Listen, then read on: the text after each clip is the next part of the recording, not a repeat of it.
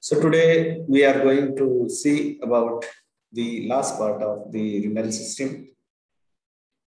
So in this we are going to see about the renal function test and renal failure. Again, we are going to see the physiology of maturation and the function of bladder and the cystometrogram. So here in this, we have to study according to our competencies.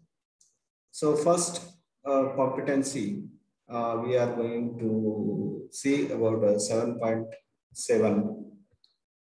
So in that, we are going to see about the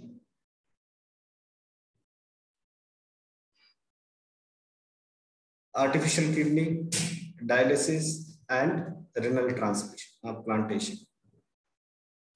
Competency number 7.8. So in that, you have to describe and discuss regarding the renal function test, the tests which are carried out in case of renal failure. So let's start with the first one, that is the artificial kidney. So you know the artificial kidney. So here you have to when your kidney get dysfunctions and your body is causing some problem related to the kidney function. So there are two options. One is to transplant the kidney.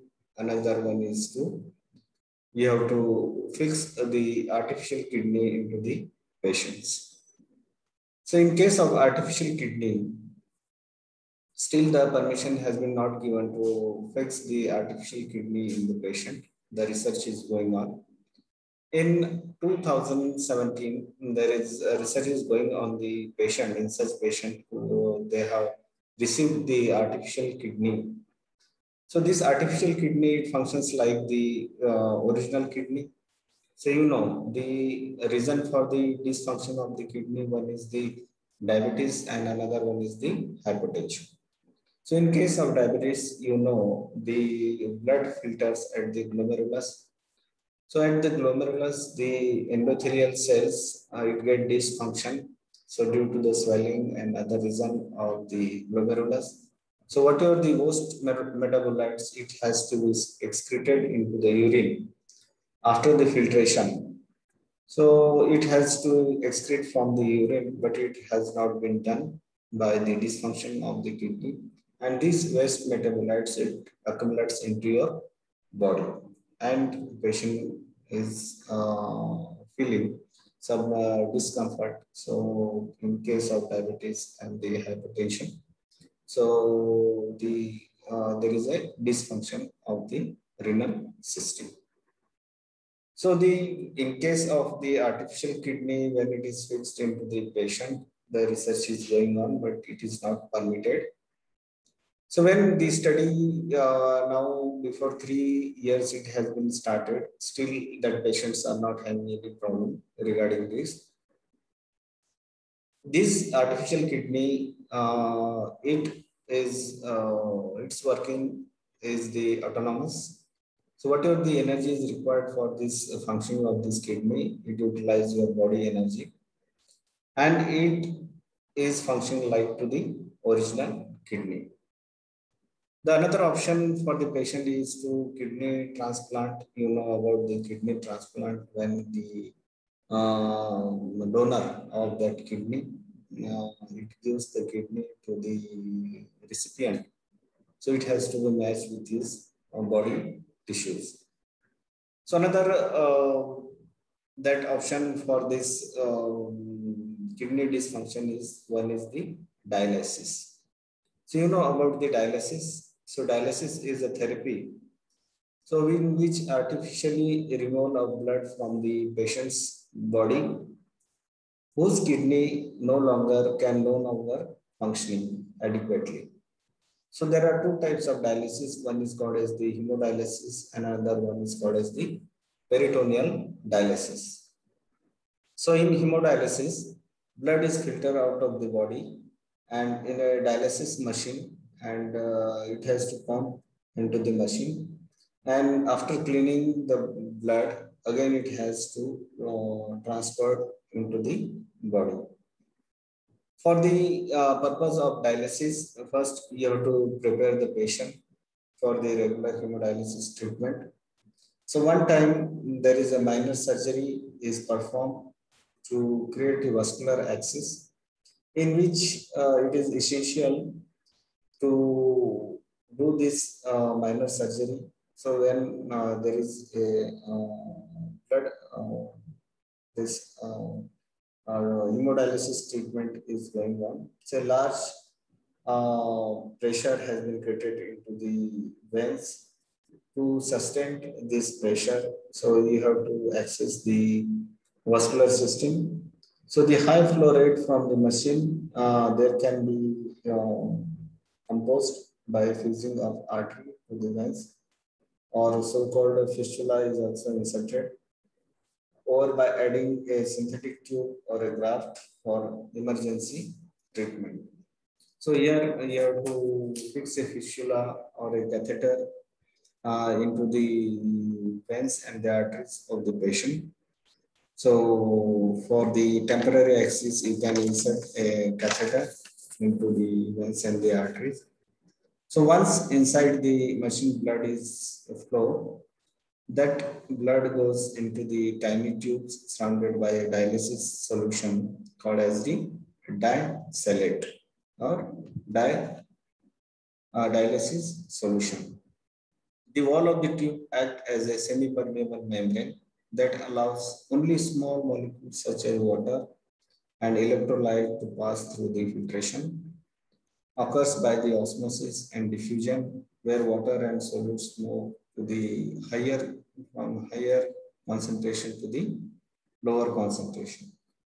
This substance like urea, that is potassium, and other higher level solutes is replaced and discarded by this membrane. Some other necessary substances are also required as per the requirement. So this dialysis treatment, so your blood has been transferred into the machine. So this machine consists of some filters or the tubes, in that the very semi-permeable membrane is there. And from that semi-permeable membrane, so whatever the essential electrolytes which are essential for the body function in the adequate level, so it is stored into the blood, and rest of the waste materials which is not required for the body, it is expelled into the tube, into the excretory system of that machine.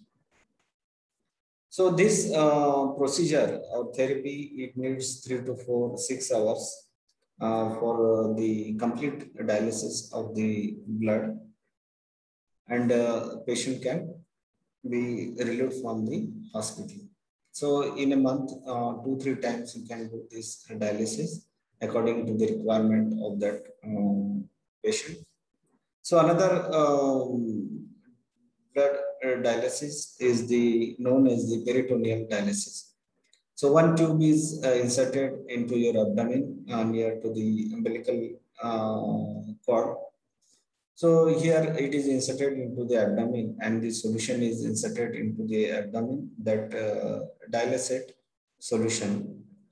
And this therapy, that is the peritoneal dialysis. So whatever the waste materials, it filters from the peritoneum and it dissolves into the solution, and this is excreted through the another tube out of the body. But generally, the therapy, which is known as the blood dialysis therapy, that is hemodialysis, is recommended, because in the peritoneal dialysis, there may be the chances of blood infections. So here, when the question is asked about you, the hemodialysis or the artificial blood dialysis or the kidney transplant. So, in the generally, about this hemodialysis and the kidney transplant. So when the kidney is transplanted and how the recipient receives the kidney. So it is a vocabulary thing you can read from the latest journals of the articles. So whatever the research is going on the kidney transplantation and artificial kidney, so you can read and you can gain the knowledge. So now we will turn to our the topic that is the renal function test. So the student should be able to know about the classified kidney function test, understand the physiological basis of each kidney function test, give the normal values of each test of the routine urine analysis, learn the concept of clearance test, name the tubular function test and give the physiological significance, comprehend the physiological basis of acute kidney injury, appreciate the concept of chronic renal failure, and know the meaning and component of renal replacement therapy. The introduction for today's topic is the kidney function test are physiological group into two broad categories. One is the glomerular function test and another one is the tubular function test. In glomerular function test, so you have to do the test. One is the blood urea, blood creatine, insulin clearance, creatine clearance, urine clearance test, then pH clearance test, estimation of protein in the urine.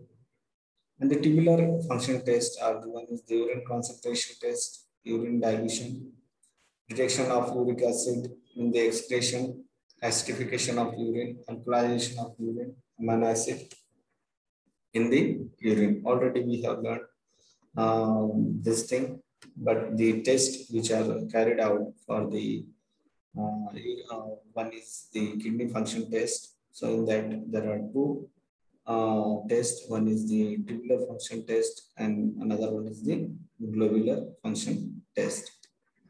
Now the clinical classification of this test are kidney function tests are divided into four categories. One is the routine test, number two for further assessment, and specific test and special test. So according to the requirement or the recommendation by the physician, these tests are carried out. Routine urine analysis is the physical characteristics, volume. You have to see, you know, the normal urine volume is 1 to 5 liters. So excess of this 1 to 5 liters, it causes the polyuria. Less volume, it causes the oliguria. So for this reason that this test or routine analysis has been done. Another one is the oliguria, polyuria test. The common causes of polyuria, you know, excessive fluid intake, osmotic diuresis, neurogenic diuresis, nephrogenic diabetes insipidus, diuretics, the pyogenic polydipenosis, increase the frequency of maturation as occurs in the uritis and cystitis may cause the polyuria. Nocturia, that is walking up in the night to avoid the urine, is called as a nocturia. So in these cases, what is the appearance of the urine? Normal appearance, clear. Urine may also be turbid if it contains more phosphate or alkaline, or the pus is seen in the infection of urinary tract infections. It may also be turbid due to the chills as occurs in the obstruction of the lymphatics of the urinary tract. For example, the phleresis. In this case, also the urine is turbid. One is the odor and color. So these tests are carried out. So in case of the odor, so aromatic due to the presence of violet organic acid. Ammonical smell due to the conversion of urea into ammonium carbonate. Diabetic urea gives acidotic fruity odor due to the presence of acetone in the urine. Color, so color amber yellow in color, which is due to the presence of pigment of urochrome in it. urine becomes yellow in bilirubin as in jaundice. Urine dark in the menuria and red in hematuria. So already we have discussed all this thing. What is hematuria and all that thing. So specific gravity is also tested. So here in case of the decreased urine, as seen in the diabetic insipidus, as increased urine is concentration occurs in the dehydration. Specific gravity when urine contains glucose, protein, and contrast. So in chronic renal failure, gravity is also fixed at 10 and 10. Biochemical characteristics reaction of the urine. So you can see the biochemical characteristics pH, like proteins in the urine and the bicarbonates, all that things. So you can read and you can get it. Next is the protein in the urine. The one test is called as the protein creatine urea. The normal protein creatine urea ratio in the random urine sample is when the protein creatine urea ratio is more than 2.5 in males and less than 3.5 in females.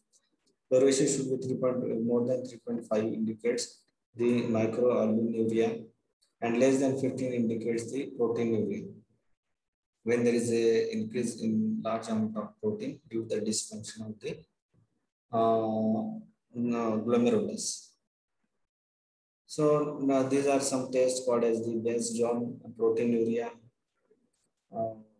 test. These are all biochemical tests which can be carried out. The one is the microalbuminuria. So in this test, excretion of 24 hours urinary protein more than 300 milligram is described as the microalbuminuria. So these are an early sign of the glomerular dysfunctions. Next is the blood urine. So in case of when there is a blood excreting the urine, it is called as the hematuria. Benzene test. Benzene test is carried out hemoglobinuria and the myoglobinuria. So when there is a reduction in serum, that the test is called as the Bendick test. These are all biochemical tests you can learn in biochemistry. So other biochemical tests is the ketone body also found into the urine. The ketone bodies are acetone, acetate, beta hydroxyl and acetone excreted in the ketone bodies. Urine is called as a ketonuria. Normal ketone bodies are also present in the urine. So another test, bile salt in urine, bile pigments in the urine, hemoglobin in the urine. So these are known as different tests: enriched test, the futures test, and the pattern offers test. So these are all biochemical tests in case of dysfunction of the failure of renal failure. So the most important test is known as the clearance test. Clearance test is defined as quantity of blood or plasma cleared of a substance for unit time. This is expressed as the ml per minute. It is the ml of plasma which contains the amount of the substance excreted by the kidney within a minute. So we have already discussed this in the GFR. So clearance equal to milligram of substance excreted per minute upon the milligram of substance per ml of the plasma of serum. So it is calculated by using the formula C equals clearance equal to UV upon P. So this is the formula to find out the clearance test, where U is concentration of substance in urine, P is the concentration of substance in plasma serum, and V is equal to the ml of urine excreted per minute. The value is expressed as ml per minute. So relationship of GFR and clearance value. So already we have discussed there. You please go through all this into details. So blood investigation, serum urea, serum creatinine, and serum electrolyte. These tests are also carried out for the urinary dysfunction. Tubular function determination of specific gravity, other TFT tests are carried out. So concentration test is also carried out. determination of urine volume. This is also carried out. Measurement of osmolality of the urine and blood is also carried out. You know the normal osmolality of the blood and the urine. So how the osmolality increases and decreases. So already we have done this. The specific test for the urine acidification. So usually acid loaded test is found to detect the ability of the kidney to acidify the urine. Ammonium chloride is given to the subject as an entry coated tablet as per the 0.1 gram per kg of the body. So at one sample should be pH of 5.3 or less and ammonia excretion should be done. As for renal handling sodium, so here how the sodium is handled by the nephron, already we have seen. So in this test, the 100 millimoles of sodium chloride, normally 60 to 80 millimoles of the sodium is excreted per day. So this test is also carried out, that is known as the test for renal handling of sodium. So PSP test, one is test carried out the this function you can read and you can see it is not too much to explain all this thing. So renal failure. So there are acute renal failure, that is injury to acute injury, known as the renal failure. The other term it is used as azottemia. Acute kidney injury refers to the sudden, by usually reversible deterioration in renal function that develops over a period of hours or few days and usually accompanied by a reduction in urine volume.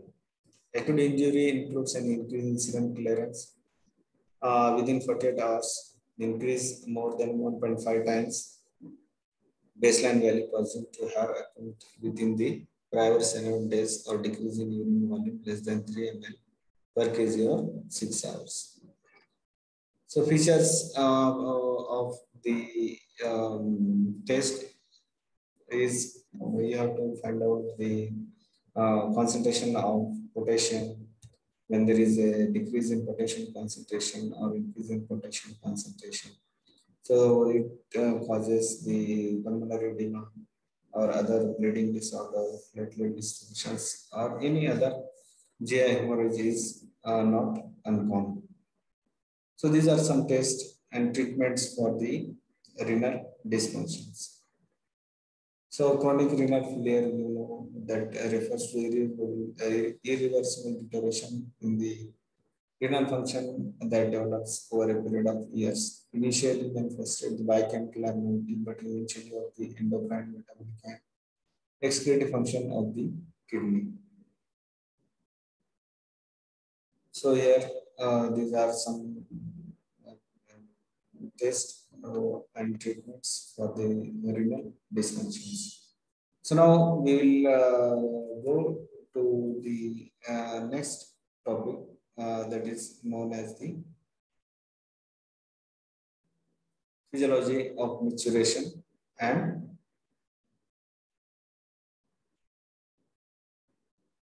function of bladder. So in this learning objective, correlate the link of functional anatomy. Anatomy already you know. Appreciate the innervation and arrangement of the sphincters of urinary bladder. Next is the draw a label diagram of maturation reflex. So you have to view the sympathetic and parasympathetic nerve supply to the bladder. Learn the mechanism and control of maturation reflex. Explain the graph of cystometrogram and understand the physiological basis of the bladder function. So this is the most important topic and many times it has been asked in your examinations. So you must know about the maturation reflex and the cystometrogram. So let's start. The urinary bladder stores, urine. It accumulates urine without much rise in pressure in the empty. It contained an appropriate time following suitable rise in pressure. Urine from kidney flow down to the bladder through a ureter due to the action of gravity, which is aided by peristaltic movement of ureter. Peristaltic waves in ureter originate by the pacemaker cells, the tissues located close to the calyxes at a frequency of about 1 per minute. the waves, the peristaltic wave occurs of the bladder, that is near about frequency is 1 per minute. Once in the bladder, regurgitation of urine back into the ureter is prevented passively by a valvular flap present at the entry point of the ureter at the base of the bladder. Ureteric pain occurs when ureters are distended by stone or by obstructions. So urinary bladder, you know the anatomy of urinary bladder is structure in the pelvic cavity. It is a distensible organ made up of smooth muscle and the detrusor muscles, depicting the Latin word that is push down. Detrusor muscles are arranged in three bundles, spiral, longitudinal, and circular. Contraction of detrusor muscles causes the emptying of bladder. The epithelium of the bladder is formed by the superficial layer of the flat cell and a deep layer of the cubital cells. So here is the structure transverse section of the urinary bladder. So interior structure of the urinary bladder. So here ureteric fold, ureteric orifice, trygon, internal ureteric orifice, and urethra. So here is the structure of the CV anatomy. So function aspects of the bladder. So bladder is innervated by the both nerve supply, that is sympathetic and parasympathetic fibers. Parasympathetic fibers originate from the 2, 3, and 4 segment of the spinal cord and reach the bladder by the pelvic nerve. Sympathetic fiber originate from the lumbar region 1, 2, and 3 segments of the spinal cord and reach the bladder via gastric nerve. The somatic fiber originate from the sacral region, that is S2, S3, and S4, are innervate bladder and external sphincter via pudendal nerve. Filling of bladder desires to pass urine and painful distension. All these sensations of bladder are mediated by the afferent in pelvic nerve. So here is the nerve supply from the sacral and lumbar region to the sphincter as well as to the bladder, different parts of the bladder. That is the smooth muscles which are arranged in longitudinal, circular, and the spherical. So here the function of urinary bladder. Urinary bladder serves two functions: storage of urine up to the critical volume, emptying urine into the urethra when the critical volume is attained. The external sphincter is kept closed most of the time. The sensation of bladder filling is experienced at the bladder volume of about 150 ml, and the sensation to pass urine is experienced at the bladder volume is about 150 to 250 ml. At volume of 400 ml, the sensation to pass urine becomes uncomfortable, and about 700 ml, it becomes very painful, leading to the loss of control. So maturation reflex, it is a process of passing urine. This is primarily a reflex phenomena which is mostly integrated into the spinal cord. The spinal reflex is influenced by the higher activities higher centers. Unless the bladder is filled, urine accumulates in the urinary bladder without much increase in the pressure, intravesical pressure, as bladder wall is made up of smooth muscle that exhibits the property of plasticity. Due to the plasticity, tension produced by the stretching is not maintained. The relationship between the bladder volume and the pressure is best studied by the cystometrogram. So cystometrogram or cystometry is a procedure to study the relationship between the bladder volume and pressure. For this purpose, a catheter is inserted into the bladder and the bladder is completely emptied. Then the bladder volume is gradually increased by slowly pushing water to fill bladder. Intravesical pressure is recorded at different bladder volume. The recording of pressure volume relationship is called as the cystometrogram. So in the cystometrogram, if you are to study the cystometrogram, so we have to empty the bladder, and in this we have to see the pressure volume changes into the bladder.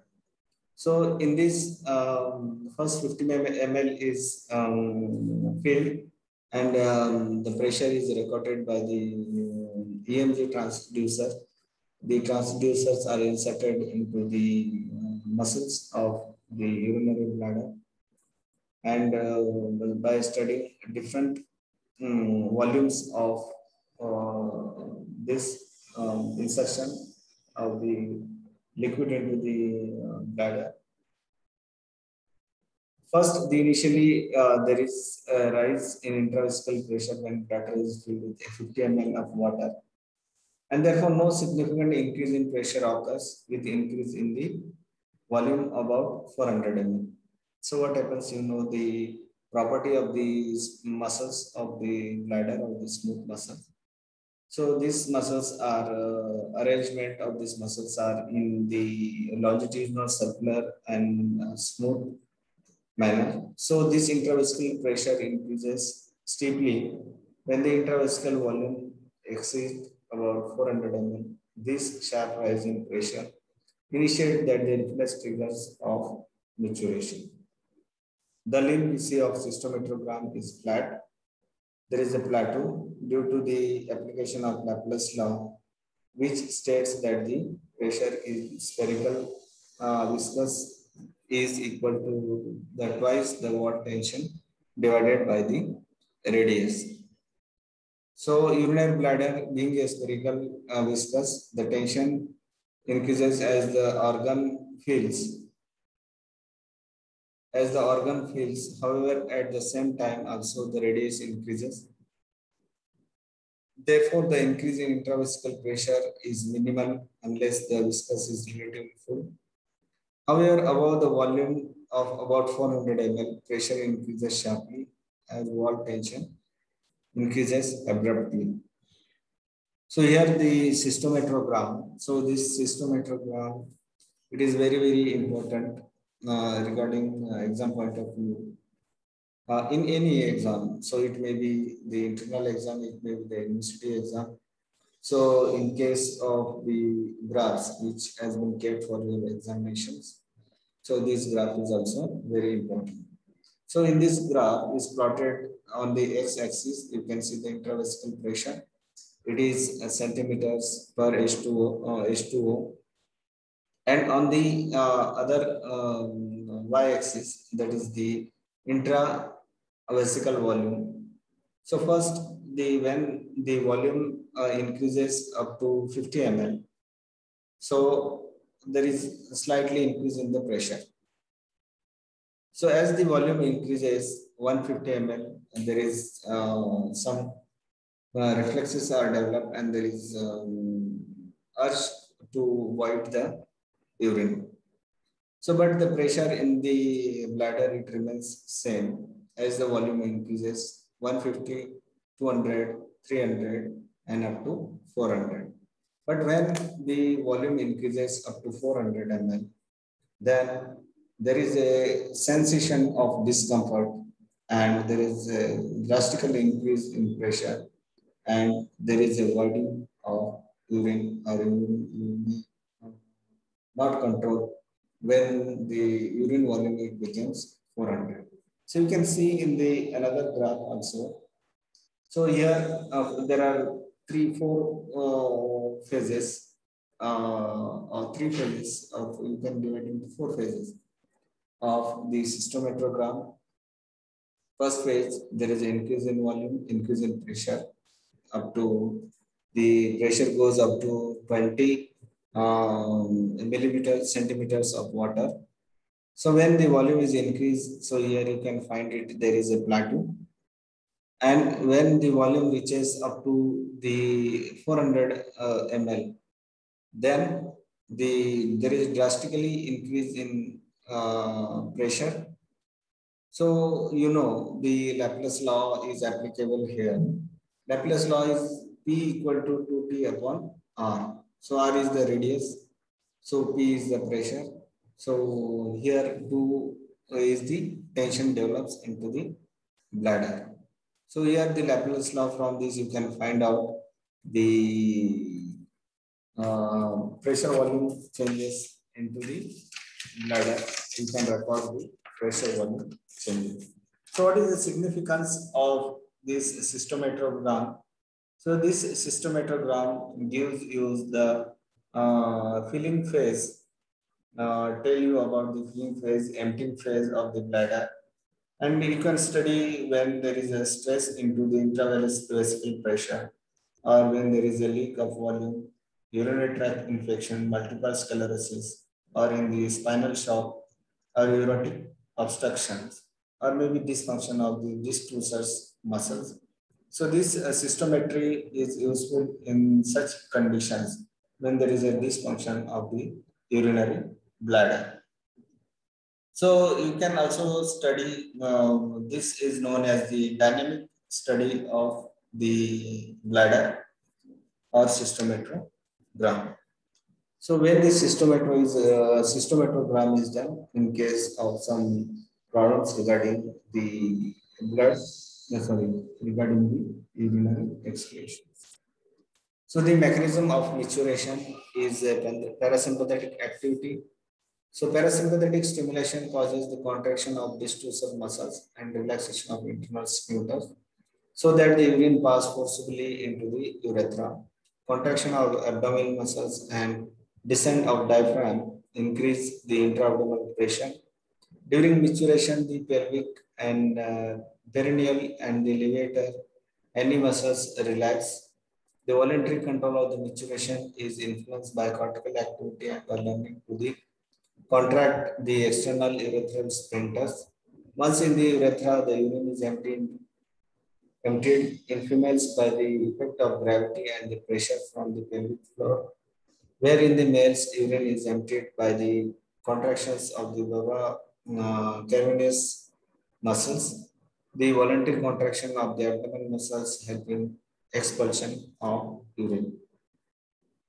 Bladder dysfunction, the abnormality of maturation, the lesion of different segments of the neuraxis result in bladder dysfunction. There are three major neural defects that produce bladder dysfunction. One is the interruption of the afferent fibers. Interruption of the both the afferent and efferent fiber, they have denervation of these fibers. Interruption of influence from the facilitatory and inhibitory area in the brain and spinal cord transection. So here we have seen about the last part of the renal system. So you go through the system, all these are the vocabulary last topics. So only one is important, that is the maturation reflex and the cystometrogram.